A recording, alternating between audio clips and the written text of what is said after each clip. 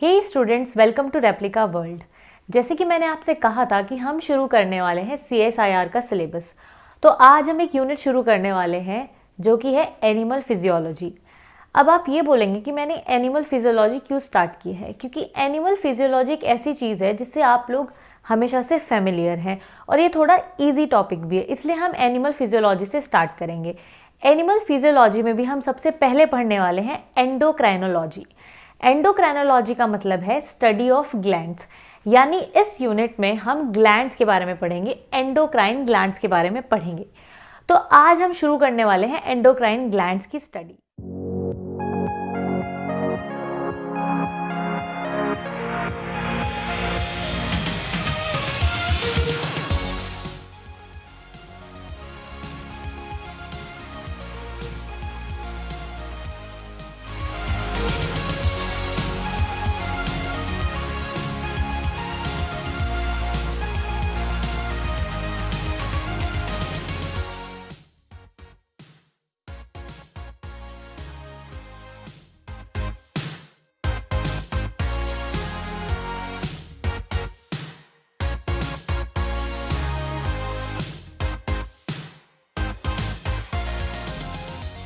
और सबसे पहले हम स्टार्ट करने वाले हैं आज पिट्यूटरी और हाइपोथैलेमस के बारे में। ठीक है, तो पिट्यूटरी जो है एक ऐसा ग्लैंड है जो कि हमारी स्फीनोइड बोन में प्रेजेंट होता है। जैसे कि ये हमारा स्कल है, यानी ये ह्यूमन स्कल है। तो ह्यूमन स्कल में जैसे कि आप जानते ही हैं, ये हो जाएगा हमारा सेरिब्रम। सेरिब्रम में फिर इधर कुछ इस तरीके का स्ट्रक्चर होता है। ठीक है, तो ये वाला जो पोर्शन होता है ये स्फीनोइड बोन का पोर्शन होता है और इस स्फीनोइड बोन में एक डिप्रेशन होता है और उस डिप्रेशन को हम सेला टोर्सिका बोलते हैं। सेला टोर्सिका के अंदर जो है हमारा प्रेजेंट होता है पिट्यूटरी ग्लैंड। तो यहाँ पर क्या होता है, इस तरीके से पिट्यूटरी ग्लैंड प्रेजेंट होता है। तो ये है हमारा पिट्यूटरी ग्लैंड और इसके ऊपर होता है हाइपोथैलेमस और उसके ऊपर होता है थैलेमस। ठीक है, तो इस तरीके से अगर हमसे कोई लोकेशन पूछे कि पिट्यूटरी ग्लैंड की लोकेशन क्या है, तो हम बोलेंगे कि स्फीनोइड बोन में एक डिप्रेशन होता है सेला टोर्सिका, जिसके अंदर पिट्यूटरी ग्लैंड प्रेजेंट होता है। ठीक है, अब देखो जो पिट्यूटरी ग्लैंड है, आप यहाँ पे इसका स्ट्रक्चर देख पा रहे होंगे। तो जो पिट्यूटरी ग्लैंड है और जो हाइपोथैलेमस है उनका एक बीच में रिश्ता है, यानी वो एक यूनिट की तरह काम करते हैं। तो जैसे ये जो आप स्ट्रक्चर देख रहे हैं, ये हाइपोथैलेमस और पिट्यूटरी दोनों का स्ट्रक्चर है। अब कैसे है, ये देखो, ये जो स्ट्रक्चर है इसमें जो ऊपर की तरफ ये एरिया है, दिस इज हाइपोथैलेमस, और ये जो आप नीचे की तरफ एरिया देख रहे हैं ये है पिट्यूटरी ग्लैंड। तो सबसे पहले हम पिट्यूटरी के बारे में जानते हैं, उसके बारे में हम जानने के बाद फिर जानेंगे हाइपोथैलेमस के बारे में। तो पिट्यूटरी के बारे में जानते हैं, तो पिट्यूटरी को हम हाइपोफाइसिस भी बोलते हैं। ठीक है, क्या बोलते हैं, हाइपोफाइसिस। तो जो हमारा पिट्यूटरी ग्लैंड है उसको हम हाइपोफाइसिस बोलते हैं। उसमें दो पार्ट्स होते हैं, ये कहिए कि वो दो पार्ट्स में डिवाइडेड होता है। एक होता है एंटीरियर पिट्यूटरी और दूसरा होता है पोस्टीरियर पिट्यूटरी। ठीक है, जो एंटीरियर पिट्यूटरी है उसको बोलते हैं एडिनोहाइपोफाइसिस, एडिनोहाइपोफाइसिस, और पोस्टीरियर पिट्यूटरी को बोलते हैं न्यूरोहाइपोफाइसिस। तो जो एंटीरियर पिट्यूटरी है वो बड़ा होता है, जैसे कि आप इस पिक्चर में देख भी सकते हैं कि एंटीरियर पिट्यूटरी थोड़ा एरिया वाइज बड़ा होता है और फंक्शनिंग में भी बड़ा होता है, यानी ज़्यादा हार्मोन सिक्रीट करता है। जो पोस्टीरियर पिट्यूटरी है यानी कि न्यूरोहाइपोफाइसिस, वो एरिया में छोटा होता है। चलिए सबसे पहले बात करते हैं एंटीरियर पिट्यूटरी के बारे में। तो जो हमारा एंटीरियर पिट्यूटरी है उसमें भी दो पार्ट्स होते हैं। पहला होता है पार्स डिस्टेलिस और दूसरा होता है पार्स इंटरमीडिया। तो जो हमारा पार्स डिस्टेलिस होता है, तो ये जो इतना एरिया आप लोग देख रहे हैं यहाँ तक का, ये है पार्स डिस्टेलिस। और जो आप मिडल में एक छोटी सी लाइन देख रहे हैं, हम इसको शो करने के लिए थोड़ी एक डबल लाइन इसमें दिखा सकते हैं। तो ये जो आप छोटा सा पोर्शन देख रहे हैं ये है पार्स इंटरमीडिया। तो जो ह्यूमंस होते हैं उनमें जो पार्स इंटरमीडिया होता है, यानी जो छोटा पोर्शन होता है, वो बहुत ही ज़्यादा कम होता है। एक तरीके से वो पार्स डिस्टेलिस में ही मर्ज रहता है। पार्स इंटरमीडिया और पार्स डिस्टेलिस है, अब उनके बारे में जानते हैं। जो पार्स डिस्टेलिस है वो ही सबसे ज़्यादा हार्मोन सिक्रीट करता है और पार्स इंटरमीडिया सिर्फ एक हार्मोन सिक्रीट करता है। तो अब देखते हैं हार्मोन्स के बारे में कि क्या क्या हार्मोन्स एंटीरियर पिट्यूटरी सिक्रीट करता है। तो जो ये बड़े वाला पोर्शन है पार्स डिस्टेलिस, ये 7 हार्मोन्स सिक्रीट करता है, 6 हार्मोन सिक्रीट करता है। और ये वाला जो पोर्शन है इंटरमीडिया, ये एक हार्मोन सिक्रीट करता है। तो अगर हम डिस्टेलिस की बात करें तो ये ग्रोथ हार्मोन सिक्रीट करता है। ये एक बहुत ही इंपॉर्टेंट हार्मोन है, ग्रोथ हार्मोन। वैसे तो सारे ही हार्मोन्स इंपॉर्टेंट है, बट इसके बारे में थोड़ा हम और भी डिटेल में पढ़ेंगे आगे चल के। तो ग्रोथ हार्मोन सिक्रीट करता है एंटीरियर पिट्यूटरी, और गोनाडोट्रोपिन करता है रिलीज, यानी कि सिक्रीट करता है। गोनाडोट्रोपिन में भी 2 तरीके के हार्मोन हैं, एक है LH और एक है FSH। LH है ल्यूटिनाइजिंग हार्मोन, FSH है फॉलिकल सिक्रीटिंग हार्मोन। ठीक है, इसके बारे में आपने रिप्रोडक्टिव सिस्टम में पहले पढ़ा होगा। ओके, सो कितने हार्मोन्स हो गए? ग्रोथ हार्मोन हो गया और 2 ये हो गए, तो 3 हार्मोन्स हमारे पास हो गए। उसके बाद TSH यानी कि thyroid stimulating hormone, prolactin and adrenocorticotropin. तो इस तरीके से ये 6 हार्मोन्स हो गए जिनको एंटीरियर पिट्यूटरी का जो बड़े वाला पोर्शन है पार्स डिस्टेलिस वो सिक्रीट कर रहा है। फिर एक हार्मोन है MSH। ठीक है, जो MSH है उसको सिक्रीट करता है पार्स इंटरमीडिया। तो इस तरीके से एंटीरियर पिट्यूटरी के टोटल 7 हार्मोन्स हो गए। ग्रोथ हार्मोन गोनाडोट्रोपिन में LH, FSH, MSH, TSH, prolactin और एड्रीनोकॉर्टिकोट्रोपिन। ओके, सो अब ये तो बात हुई एंटीरियर पिट्यूटरी की कि कौन कौन से हार्मोन एंटीरियर पिट्यूटरी सिक्रीट करता है। अब हम बात करते हैं पोस्टीरियर पिट्यूटरी की। तो जो हमारा पोस्टीरियर पिट्यूटरी है वो कोई भी हार्मोन सिक्रीट नहीं करता है। अब आप सोचेंगे कि ऐसा कैसे हो सकता है, हमने तो सुना है कि ऑक्सीटोसिन और ADH जो है वो पोस्टीरियर पिट्यूटरी सिक्रीट करता है। तो ऐसा बिल्कुल भी नहीं है, ये सिर्फ ऑक्सीटोसिन और ADH को स्टोर करता है। आइए जानते हैं कैसे। ये जो हाइपोथैलेमस है, इसके जो ये न्यूरॉन्स हैं, ये आप देख रहे हैं, ये हैं न्यूरॉन्स। तो जो इसके न्यूरॉन्स हैं, न्यूरोसिक्रीटरी सेल्स हैं, वो सिक्रीट करते हैं ऑक्सीटोसिन और ADH। ओके, तो ऑक्सीटोसिन और ADH ये जो 2 हार्मोन्स हैं, ये हाइपोथैलेमस के न्यूरोसिक्रीटरी सेल्स रिलीज करते हैं, मतलब कि सिक्रीट करते हैं। और ये सिक्रीशन फिर ये जो पोर्टल सर्कुलेटरी सिस्टम है, यानी ये जो सर्कुलेटरी सिस्टम है, इसके थ्रू ये पोस्टीरियर पिट्यूटरी में आके स्टोर हो जाते हैं। स्टोर होने के बाद फिर यहाँ से ये सिर्फ रिलीज होते हैं। ठीक है, तो एक पॉइंट आपको ध्यान रखना है कि हार्मोन सिर्फ एंटीरियर पिट्यूटरी सिक्रीट करता है, पोस्टीरियर पिट्यूटरी हार्मोन सिक्रीट नहीं करता है, वो सिर्फ स्टोर करके रिलीज करता है ऑक्सीटोसिन और ADH को। ठीक है, तो इस तरीके से हम ये चीज समझ गए कि कौन कौन से हार्मोन्स हैं जो कि ये जो हमारा पिट्यूटरी है ये सिक्रीट कर रहा है और कौन से रिलीज कर रहा है। ठीक है, अब एक बहुत ही ज्यादा इंपॉर्टेंट पॉइंट, जैसे मैंने आपको बोला था कि जो हाइपोथैलेमस और जो पिट्यूटरी है वो बिल्कुल एक यूनिट की तरह है।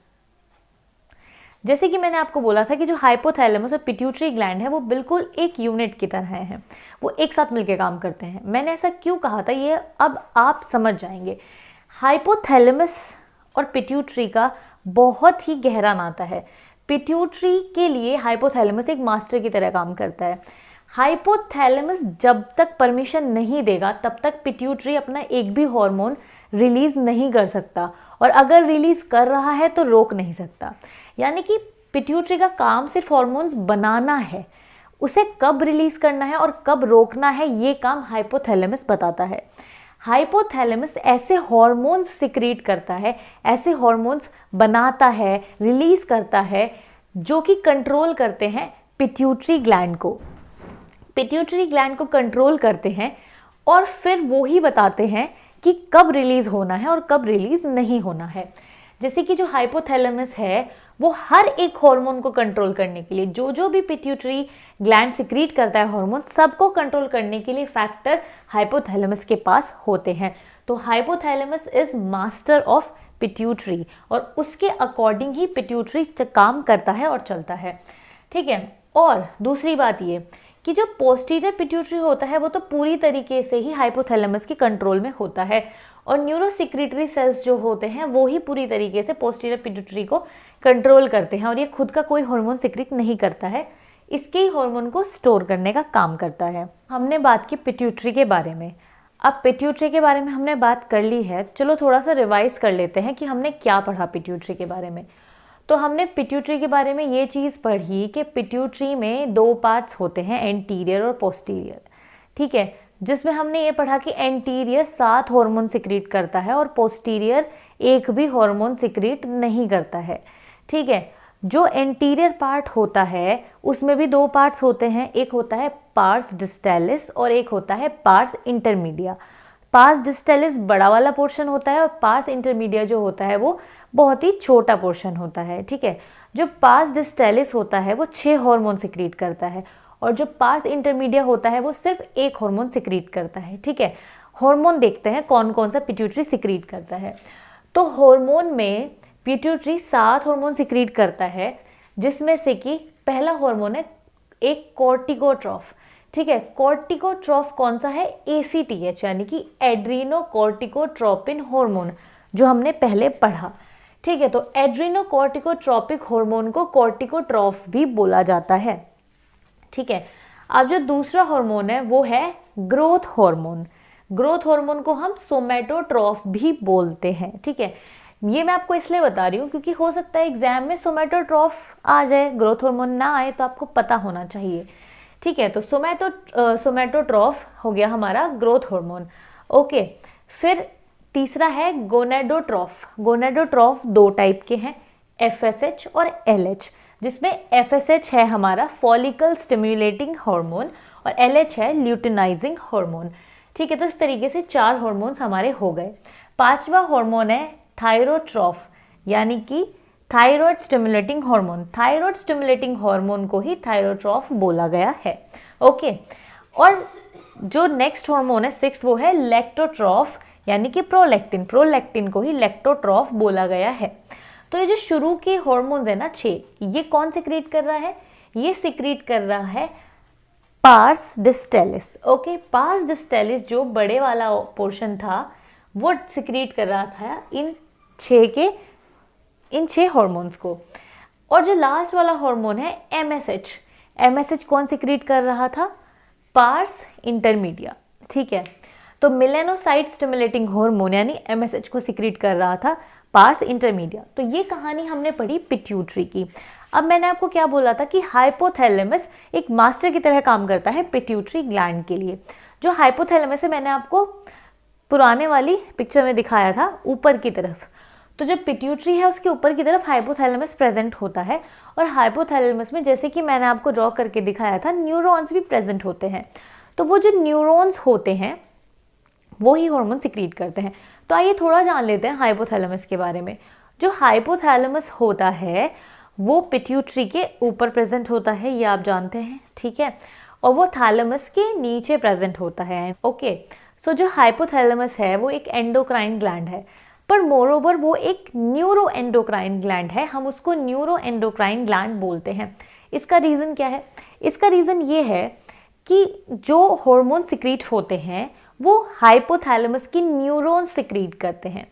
वहाँ पर जो ऊपर वाला पोर्शन होता है न्यूरॉन्स का, ठीक है, जहाँ पे डेंड्राइट्स वगैरह होते हैं, तो जो सेल बॉडी होती है न्यूरॉन्स की वो सिक्रीट करती है हार्मोन, और फिर जो स्टॉक होता है, एक्सॉन होता है, उसके थ्रू वो नीचे आते हैं हार्मोन्स। तो कहने का मतलब ये है कि हाइपोथैलेमस में जो न्यूरॉन्स होते हैं वो हार्मोन सिक्रीट करते हैं, इसलिए ही हाइपोथैलेमस को हम बोलते हैं neuro endocrine gland, okay. So hypothalamus is a neuro endocrine gland क्योंकि उसके न्यूरॉन सिक्रीट करते हैं हार्मोन्स, ठीक है। तो जो हाइपोथैलेमस है उसके हार्मोन जब सिक्रीट हो जाते हैं तो वो एक सर्कुलेटरी सिस्टम से पिट्यूटरी ग्लैंड तक आ जाते हैं। अब पिट्यूटरी ग्लैंड तक क्यों आते हैं ये मैंने आपको पहले बताया कि हाइपोथैलेमस के हार्मोन्स का काम है जो पिट्यूटरी है उसको रेगुलेट करना, पिट्यूटरी के हॉर्मोन्स को रेगुलेट करना। तो जो हाइपोथैलेमस है वो हार्मोन सिक्रीट करता है दो तरीके के, ठीक है। पहला जो हार्मोन है, I think I should rub it, क्योंकि ये हमें पता है, चलो रब नहीं करते हैं, हम थोड़ा सा देख लेते हैं। जो हाइपोथैलेमस है वो दो तरीके के हार्मोन सिक्रीट करता है। पहला टाइप होता है रिलीजिंग हार्मोन और दूसरा टाइप होता है inhibiting hormone. I think it is visible to you. जो रिलीजिंग हार्मोन है वो ऐसे हार्मोन है जो हमारा ये पिट्यूटरी है इसके हार्मोन्स को रिलीज कराने का इंस्ट्रक्शन देते हैं। ये इंस्ट्रक्शन देते हैं कि भाई अब तुम्हारे रिलीज होने का टाइम आ गया है, ठीक है। और जो दूसरे तरीके के हार्मोन्स होते हैं हाइपोथैलेमस के, वो होते हैं इनहिबिटिंग हार्मोन, जो इन हार्मोन्स को रोकने का काम करते हैं। तो बेसिकली हाइपोथैलेमस दो कैटेगरी के, दो टाइप के हार्मोन सिक्रीट करता है, releasing hormone and inhibiting hormone. Okay, let's have a look at the hormones. तो जो हमारे हाइपोथैलेमस है उसके कौन कौन से हार्मोन्स हैं, आइए ये देखते हैं। पहला हार्मोन है corticotropin releasing hormone. Corticotropin releasing hormone से हमें पता चलता है कि ये एक रिलीजिंग हार्मोन है, और क्योंकि ये कॉर्टिकोट्रोपिन है इसका मतलब ये एक्ट करेगा कॉर्टिकोट्रॉफ पे।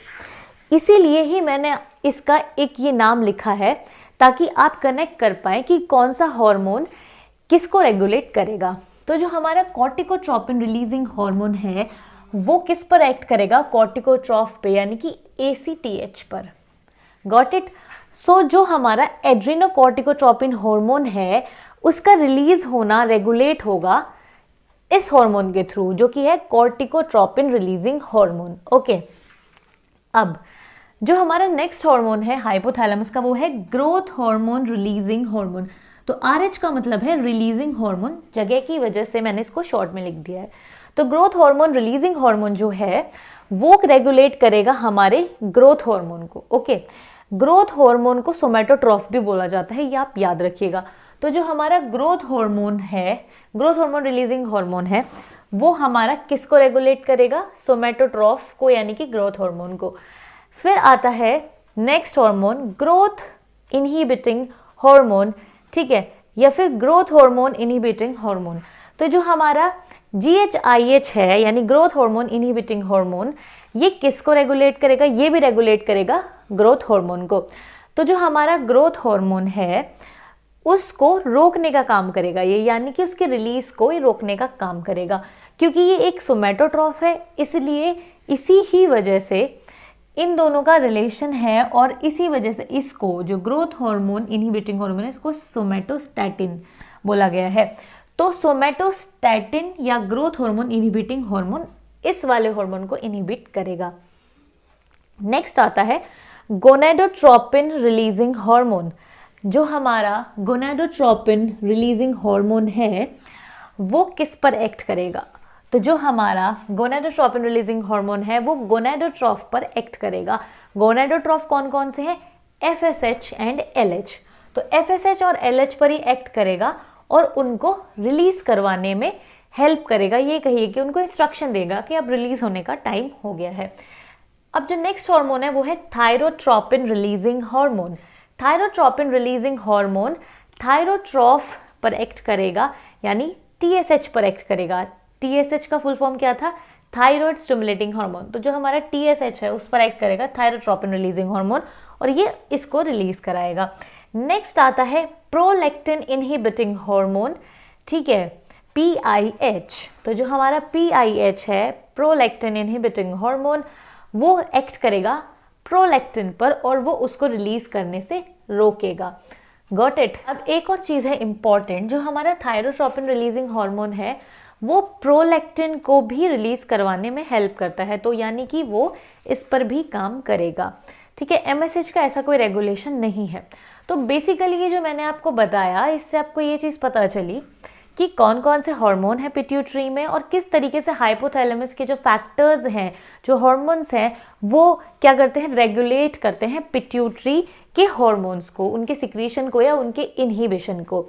ठीक है। अब ये जो हॉर्मोन्स है ना, हम इनको फैक्टर्स भी बोल देते हैं कई बार, जैसे कि हम ग्रोथ इनहिबिटिंग फैक्टर इसको बोल देंगे, ग्रोथ हार्मोन रिलीजिंग फैक्टर भी इसको बोल देंगे। तो इस तरीके से हम इनको फैक्टर्स भी बोल देते हैं, ठीक है। अब एक इम्पॉर्टेंट बात ये है कि जो ये हमारे हाइपोथैलेमस के हॉर्मोन्स हैं, तो ये जितने भी हॉर्मोन्स हैं, corticotropin releasing hormone, growth hormone releasing hormone, growth hormone inhibiting hormone, gonadotropin releasing hormone और थायरोट्रोपिन रिलीजिंग हार्मोन, जो आप शुरू के जो हॉर्मोन्स देख रहे हैं ये पेप्टाइड हैं, ठीक है। ये पेप्टाइड हार्मोन है, ये बहुत ही इंपॉर्टेंट चीज़ है, you should keep this in mind that these are peptide hormones.